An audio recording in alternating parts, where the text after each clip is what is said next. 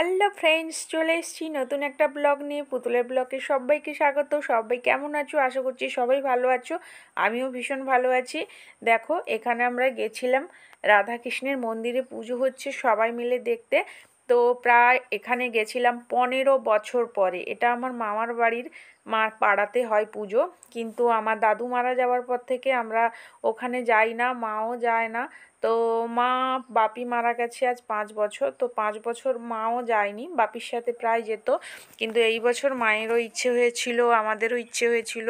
ভীষণ সুন্দর, মানে ঠাকুর দেখলেও মন প্রাণ ভরে যায়, তাই মাকে নিয়ে গেছিলাম। তো তোমরা দেখো কত সুন্দর লাগছে ঠাকুর। তো ভীষণ সুন্দর লাগছে। 4 দিন ধরে পুজো হয়। আমরা যখন ছোট ছিলাম সেই দিনগুলো সত্যি ভীষণ মিস করছি। মানে বাপির সাথে সাইকেলে করে যেতাম দাদুর বাড়িতে, দাদু কত সুন্দর রান্না করতো, খেতাম, গান শুনতাম, কত আনন্দ করতাম। সেই দিনগুলো সত্যি কোথায় হারিয়ে গেছে। ভীষণ মানে কষ্ট হচ্ছে। তোমরা শুনলে সারা দিন এখানে খোল আর কীর্তনের আওয়াজ থাকে, আমরা বাড়ি পর্যন্তও শোনা যায়, আমাদের ভীষণ ভালো লাগে। তো মন্দিরটা অনেক দিন পর দেখলাম, ঠাকুরও দেখলাম, ভীষণ ভীষণ সুন্দর লাগে।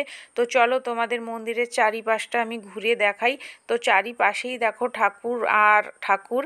তো ভীষণই সুন্দর লাগছে। আমার তো মন্দির ছেড়ে আসতে ইচ্ছেই করছিল না, কিন্তু সাথে পমপম গেছিলো, পমপম তো বেশিক্ষণ থাকবে না, তো তাই বাধ্য চলে আসতে হয়েছিল। প্রায় আমরা ঘন্টা দেড়েক মতো ছিলাম।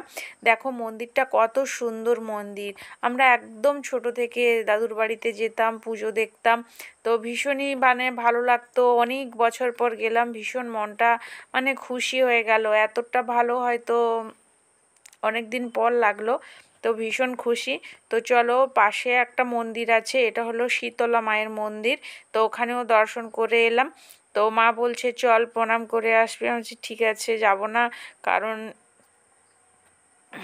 কারণ হচ্ছে জামা, মানে ড্রেস যেটা পরে গেছিলাম সেটা ধোয়া ছিল না, তাই যাইনি। তো এই আমার মা গেছে প্রণাম করতে। মায়ের বাবার বাড়ি যখন, বাবার বাড়িতে অধিকার তো সবারই বেশি থাকে, তাই না? তো দেখো পমপম যাচ্ছে, পমপম বলছে আমিও প্রণাম করব বলে চলে যাচ্ছে। দেখো আমরা সবাই নিচে দাঁড়িয়ে আছি, ও চলে যাচ্ছে, এই উঠে যাচ্ছে প্রণাম করবে বলে। দেখো কত সুন্দর প্রণাম করে ও দেখছে আমাদের দিকে, আমরা কিছু বলছি বলে। এই দেখো একদম শুয়ে প্রণামটা করে নিল। তো এবার চলে আসছে।